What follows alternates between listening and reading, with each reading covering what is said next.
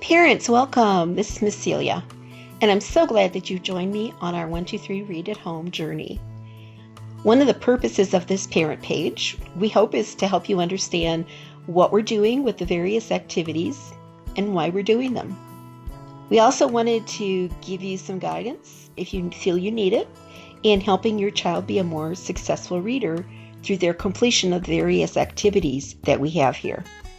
Our primary focus with the story in 1, 2, 3 Read at Home is reading comprehension. Reading comprehension can be improved through listening carefully and engaging in the different activities and questions that you'll find here. The background information provided about the story and also about the different objects and words are also helping to support the comprehension process for your child. So let's get started.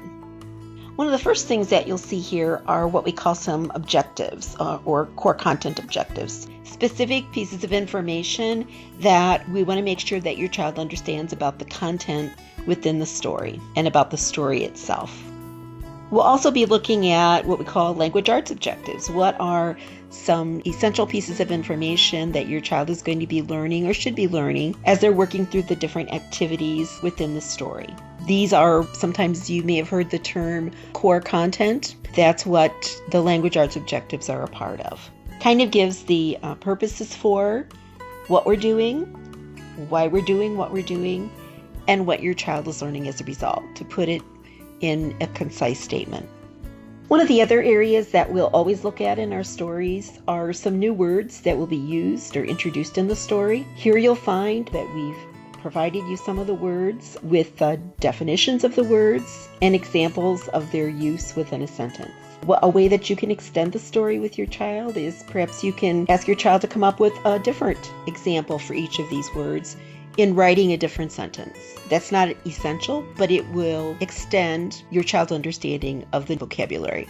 We'll also be addressing the vocabulary in different ways within the story itself.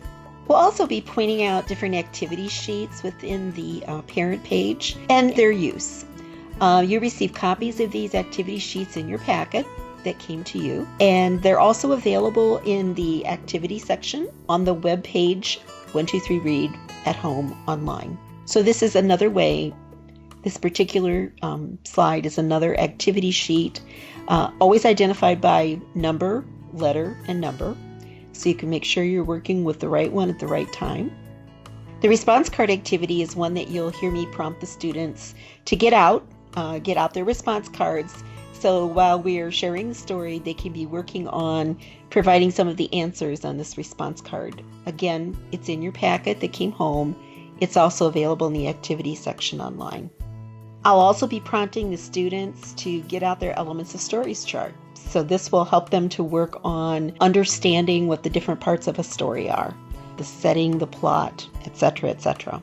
So this slide will provide you again with some guidance for your work with your child on both of these activities, the response card as well as the Elements of Story.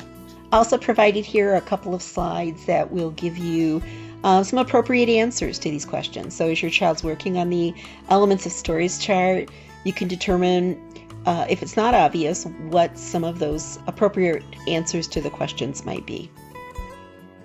I'll also stop at a certain point in the story, you'll note, kind of the midpoint. We'll do a check-in on how the boys and girls are doing so far with their understanding of what we've talked about in the story so far. We call this a mid-story check-in. As you're working through those questions with your child, some potentially appropriate answers that they might give you when they're answering those questions.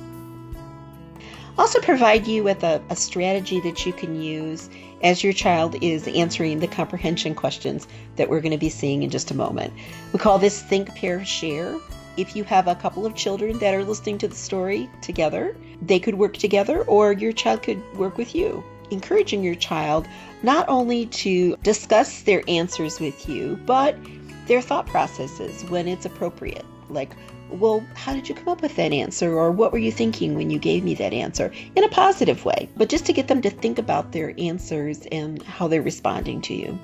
The next series of several slides are different comprehension questions that you can ask your child and answers to determine whether they're understanding certain aspects of the story and how they're doing with these different kinds of comprehension questions. One of the first kinds of questions we see here are literal questions. Basically, these are straight-on story details, such as, what is the title of this fairy tale? There's only one title. It's pretty straight. But we'll be seeing some other kinds of comprehension questions as well as we move on. The next kind of comprehension questions we have here are what we call evaluative questions. These are to let us know the child's proof for their answers. What justification do they have for giving you the answers that they are? Such as, how do you know that this story is a fairy tale? We talked about some elements of fairy tales early on that they would be able to identify a fairy tale by. So this is a time for them to tell you whether or not they remember those, and maybe they need to go back and listen to the story again to get those correct. We also have some comprehension questions that are considered inferential, or how well is your child doing with reading into or being intuitive about the different characters that we encounter in the story, and their qualities based on their actions, their facial features, such as, how would you describe the wife in this story? We talk about that a lot in the course of the story, but it's their turn to, what did they really think about this particular person? Or how would you describe the fisherman in the story? These are considered inferential questions. The story map activity, again, you have it in your activity packet that came home, as well as it's on the activities section of the webpage as well. This story map activity helps you to understand whether your child is understanding the story. And this is just an activity that allows you to determine that. So there's step-by-step instructions on some things to ask your child, to tell your child, to help them be successful as they're working through the story map activity. And last but not least, we have the sequencing the story activity. And again, you have hard copies in your packet that came home, as well as this activity is listed on the activity section of the webpage. But also this gives you as parent some very specific instructions on helping your child work through this activity that gives you an idea whether or not they understand, they comprehend how the story is flowing, how the story moved forward, based on their ability to recreate the actions in the story. They'll be provided with pictures of different scenes of the story, not necessarily in order in which they happened.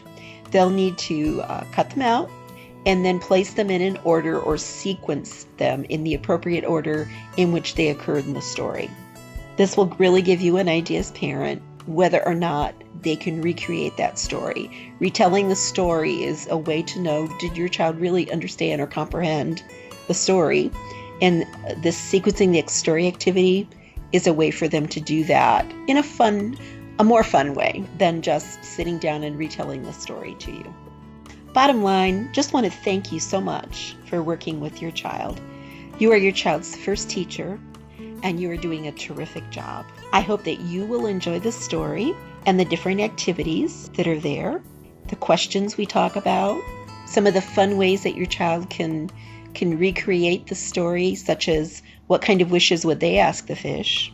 But these are all activities with the purpose of helping your child become a better reader, helping them to comprehend stories, and you are a crucial and integral part of that success. So thank you, enjoy, have fun.